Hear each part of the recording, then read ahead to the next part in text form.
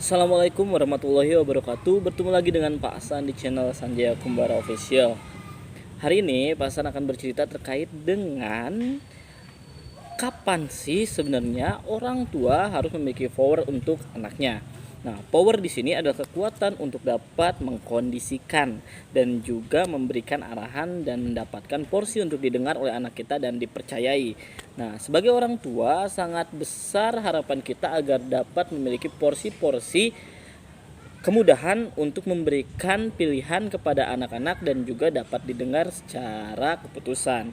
Kembali bahwa orang tua pun harus dapat memiliki peran dalam setiap keputusan anak, tapi tidak dalam bentuk mengatur secara otoriter.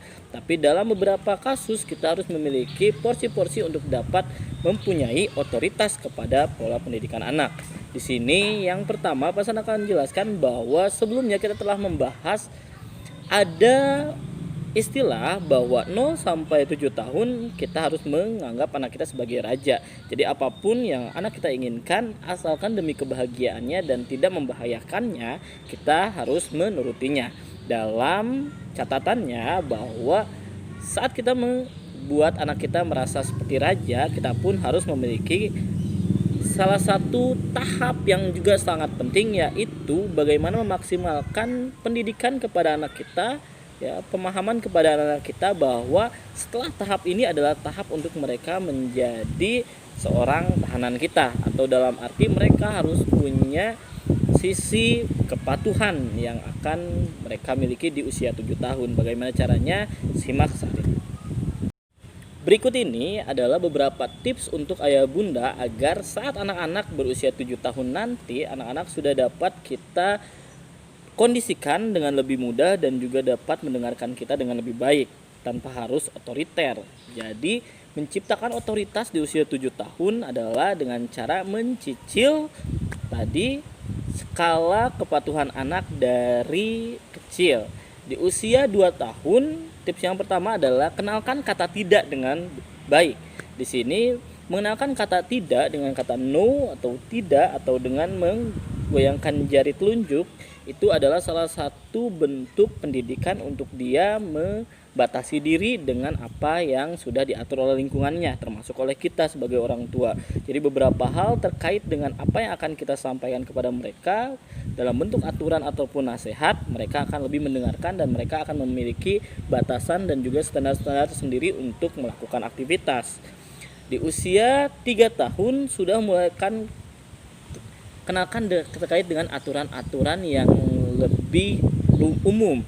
Secara umum ini adalah contohnya makan menggunakan tangan kanan gitu. Kita bisa arahkan mereka untuk makannya tangan yang baik lalu tidak berdiri saat makan, lalu mengucapkan salam, lalu tidak berteriak-teriak saat bicara, dan kita bisa mengatur hal-hal yang lebih umum, tidak terlalu spesifik dulu. Apalagi terkait dengan kecenderungan pola sikap. Ini usahakan di usia 3 tahun kita sudah mulai kenalkan. Lalu di usia 4 tahun cobalah mulai juga untuk berinteraksi dengan dia terkait dengan aturan-aturan yang sifatnya lebih detail. Contohnya, jika aturan itu detail, kita sudah bisa masuk ke ranah kebiasaan. Jadi anak kita di usia 4 tahun sudah akan menunjukkan sisi-sisi kebiasaan yang diulang-ulang atau rutinitas yang sepertinya agak spesifik dan mencirikan dirinya secara sikap dan sifat. Dari itu kita mulai bisa contoh saat dia suka sekali untuk meludah di mana saja.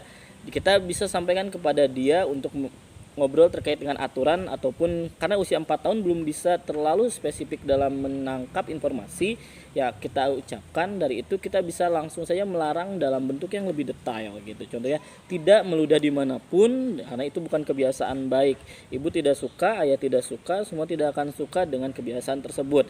Mulai hari ini tidak lagi mengulang untuk meludah dimanapun. Nah, di situ kita bisa tekankan bahwa aktivitas-aktivitas itu mungkin tidak ada aturan yang sama untuk anak-anak lainnya karena bukan kebiasaan mereka. Tapi jika itu terjadi di anak kita di usia 4 tahun, kita bisa langsung buatkan aturan dan juga buat untuk spesifikasi tadi komitmen.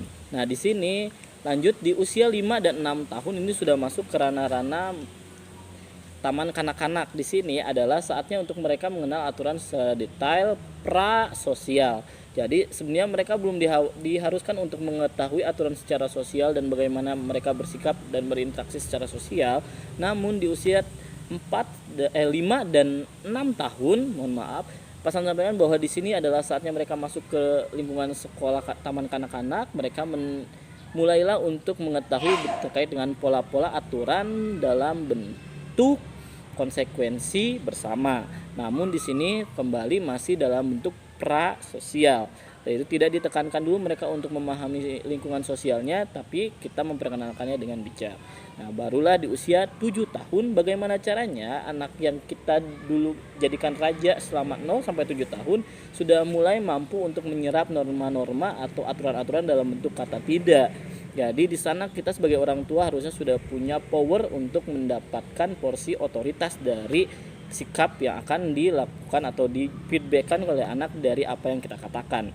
Kembali di sini harapan kita bersama bahwa di 7 tahun kita sudah tidak ada lagi istilahnya bahwa anak itu tidak mau melakukan apa yang kita harapkan, lalu kembali tidak ada lagi istilah bahwa larangan dilanggar, apalagi terkait dengan hal-hal yang lebih spesifik terkait dengan aturan-aturan yang sudah disepakati dan mereka tidak mau melakukannya. Contohnya juga berangkat ke sekolah, lalu pergi untuk bertamu atau mengikuti aturan untuk di rumah tidak menyalakan TV di jam-jam tertentu, atau dengan aturan-aturan terkait dengan gadget. Jika kita sudah dapat porsi selama 0 sampai 7 tahun kepercayaan dari anak dan juga pola pendekatan yang baik, insya Allah tidak akan banyak kesulitan di usia 7 tahun ketika mereka mulai masuk ke ranah sosial. Kembali ayah bunda titip sekali untuk kita sebagai orang tua bahwa ketika kita kehilangan power atau lost control untuk anak-anak kita, maka dari situlah muncul yang namanya orang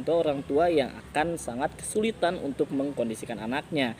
Dari itu, selagi anak-anak kita masih di tahap untuk banyak percaya kepada kita, selagi kita adalah raja untuk mereka dan raja ilmu pengetahuan untuk mereka, bahwa segala ilmu pengetahuan ada di orang tuanya, segala hal yang diketahui orang tuanya adalah benar menurut mereka. Dari itu buatlah suatu komitmen dan kepercayaan bersama, buatlah kedekatan dan kelekatan dengan anak kita agar saat mereka dewasa mereka akan kembali kepada kita sebagai orang yang paling mereka percaya, dan apa yang akan kita katakan adalah suatu hal yang luar biasa dan akan tetap mereka hargai dan juga hormati sebagai suatu keputusan orang tua yang benar-benar memiliki kapasitas di hati mereka.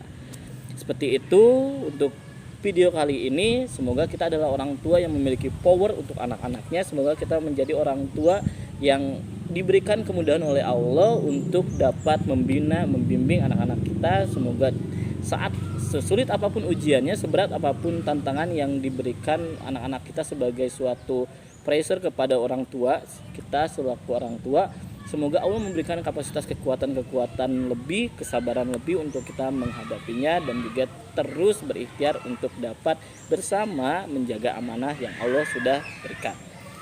Bismillahirrahmanirrahim. Semoga kita menjadi orang tua yang punya power untuk anak-anak kita, tapi tetap tidak membuat anak-anak kita stres dan juga tidak membuat anak-anak kita kecewa dengan apa yang kita lakukan, dan tetap bisa bersahabat dengan mereka hingga akhir hayat.